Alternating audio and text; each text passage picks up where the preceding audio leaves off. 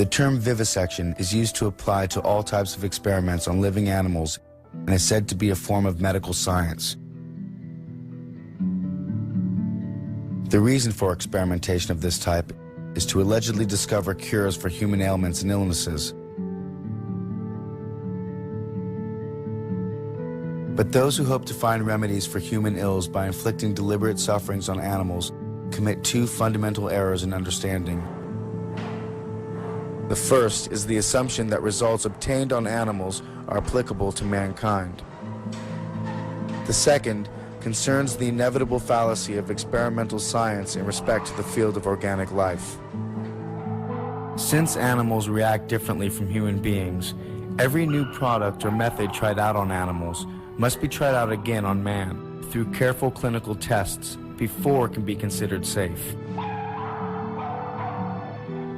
This rule knows no exceptions. Tests on animals are not only dangerous because they lead to wrong conclusions, but furthermore, they retard clinical investigation, which is the only valid kind. Just remember the fact that any disease deliberately provoked is unlike any disease that arises spontaneously.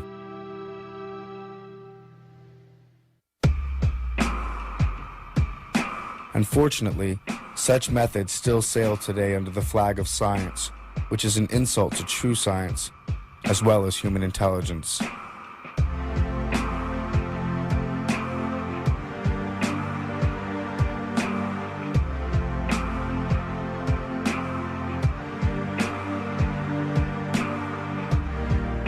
And so, vivisection applies to medical experiments, done with the administration of noxious substances,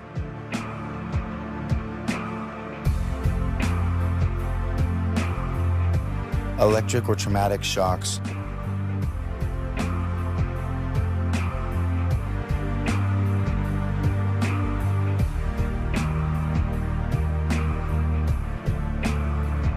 unanesthetized operations,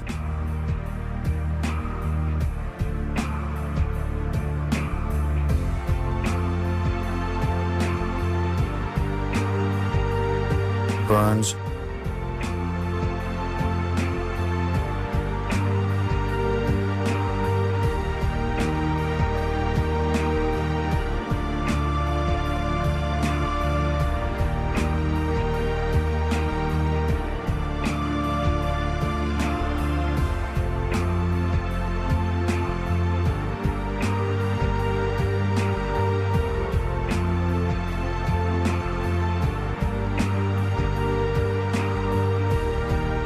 drawn-out deprivations of food and drink, physical and psychological tortures that lead to mental imbalance, infections, and so on. Head injury research involves partially or fully conscious baboons strapped down with restraints and their heads cemented into a metal helmet, which will be thrust at a 60-degree angle at a force of up to 1,000 Gs.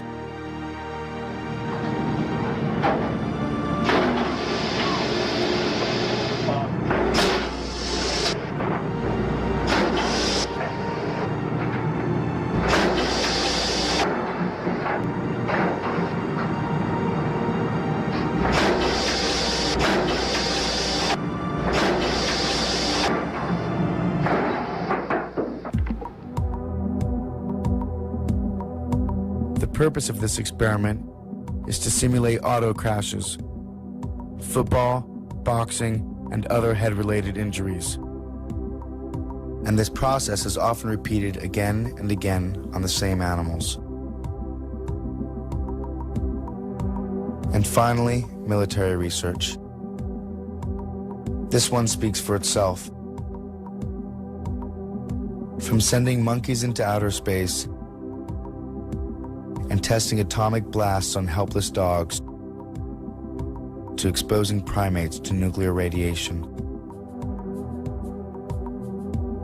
20 years ago, the number of animals dying of tortures through the practice of vivisection was astronomical, estimated at 400,000 per day worldwide, and growing at an annual rate of 5%. Today that number is almost beyond comprehension. 19,000 per minute, 10 billion per year.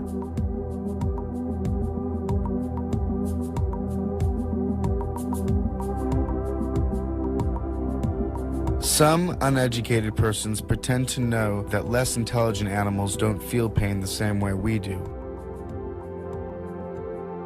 In truth, we know very little about how specific animals may feel, except that they must also submit to the universal law that causes every organism dying by unnatural means to suffer greatly before that final release. But it's nonsense to say that animals do not suffer because they have a lower order of intelligence.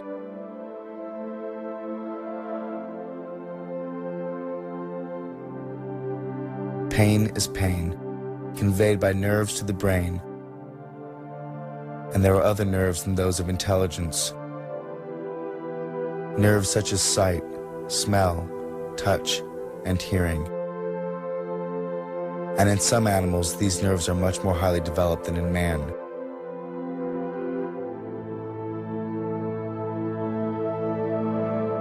We know that there has never been an epoch in which we could learn something about the physiology of man by torturing animals. We only learn something about animals. And if there is something we can learn from them on the psychological level, it is not by means of steel or electricity, much less so through psychic violences. The systematic torture of sentient beings, whatever the pretext and in whatever form, cannot achieve anything more than it already has. To show us what is the lowest point of debasement man can reach.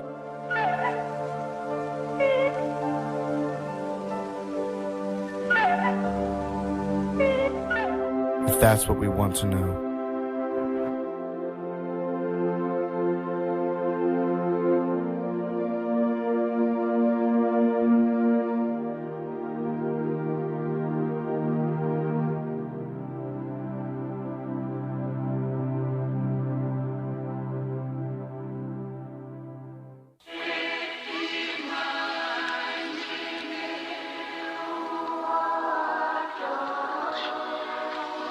Ignorance is the species' first line of defense. Yet it is easily breached by anyone with the time and determination to find out the truth. Ignorance has prevailed so long only because people do not want to find out the truth. "Don't tell me, you'll spoil my dinner," is the usual reply to any attempt to tell someone just how that dinner was produced. Even people who are aware that the traditional family farm has been taken over by big business interests, that the clothes come from slaughtered cows, that the entertainment means the suffering and death of millions of animals, and that some questionable experiments go on in laboratories, still cling to a vague belief that conditions cannot be too bad, or else the government or the animal welfare societies would have done something about it. But it is not the inability to find out what is going on, as much as a desire not to know about facts that may lie heavy on one's conscience, that is responsible for this lack of awareness.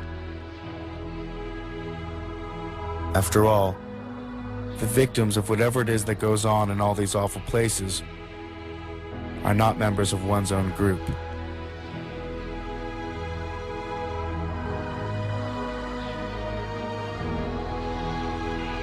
It all comes down to pain and suffering, not intelligence, not strength, not social class or civil right. Pain and suffering are in themselves bad and should be prevented or minimized, irrespective of the race, sex, or species of the being that suffers. We are all animals of this planet. We are all creatures. And non-human animals experience sensations just like we do. They too are strong, intelligent, industrious, mobile, and evolutional. They too are capable of growth and adaptation. Like us, first and foremost, they are earthlings. And like us, they are surviving.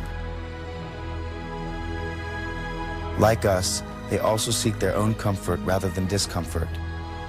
And like us, they express degrees of emotion.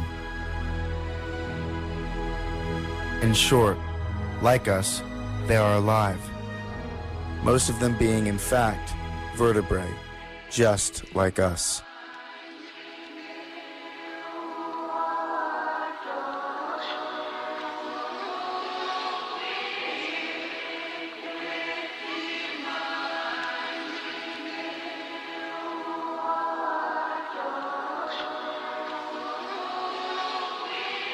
As we look back on how essential animals are to human survival, our absolute dependence on them for companionship, food, clothing, sport and entertainment, as well as medical and scientific research.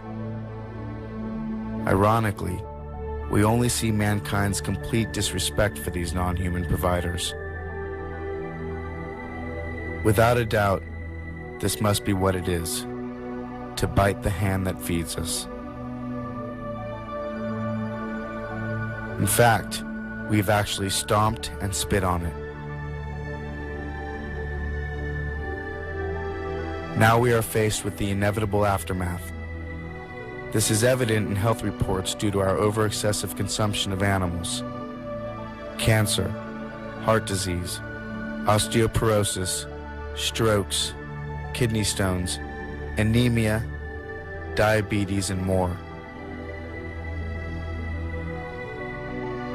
Even our food has now been affected, and at its very source.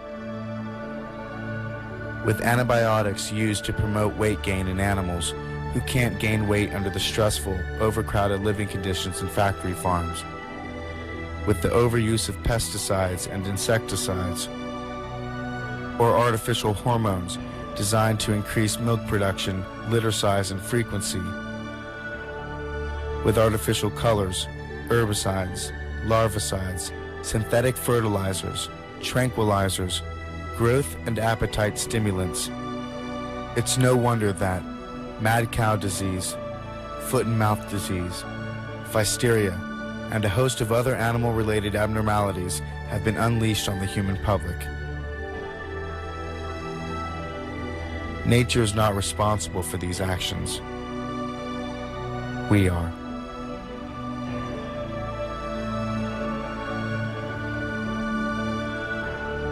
So a change is inevitable. Either we make it ourselves, or we will be forced to make it by nature itself. The time has come for each of us to reconsider our eating habits, our traditions, our styles and fashions, and above all, our thinking.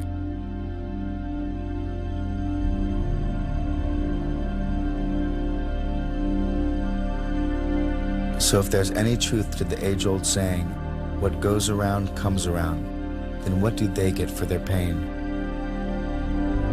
Do we even give it a second thought? If what goes around comes around, what do they get for their pain?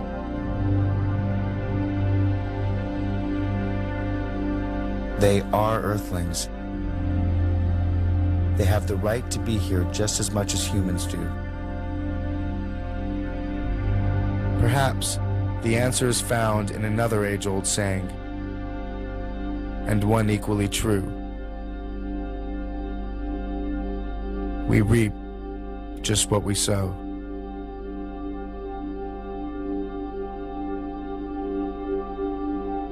So of course animals feel, and of course they experience pain. After all, has nature endowed these wonderful animals with well springs of sentiment so that they should not feel? Or do animals have nerves in order to be insensitive?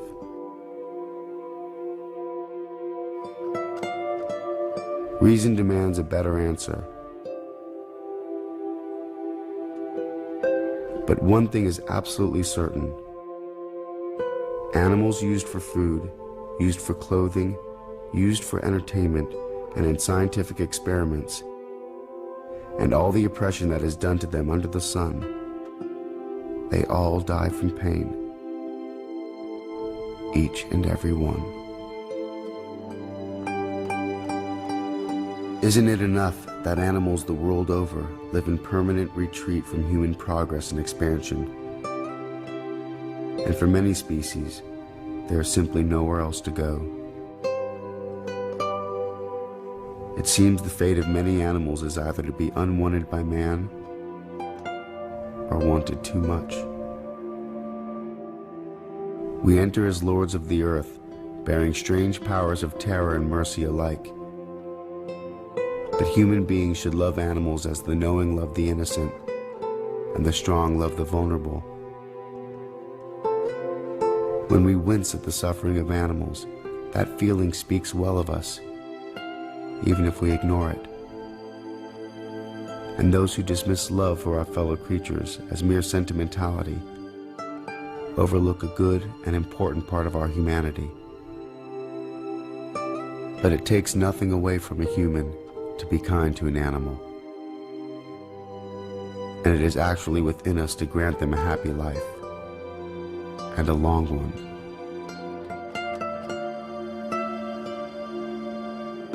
On the heath, King Lear asked Gloucester, "How do you see the world?" And Gloucester, who is blind, answered, "I see it feelingly. I see it feelingly." Three primary life forces exist on this planet: nature, animals, and humankind.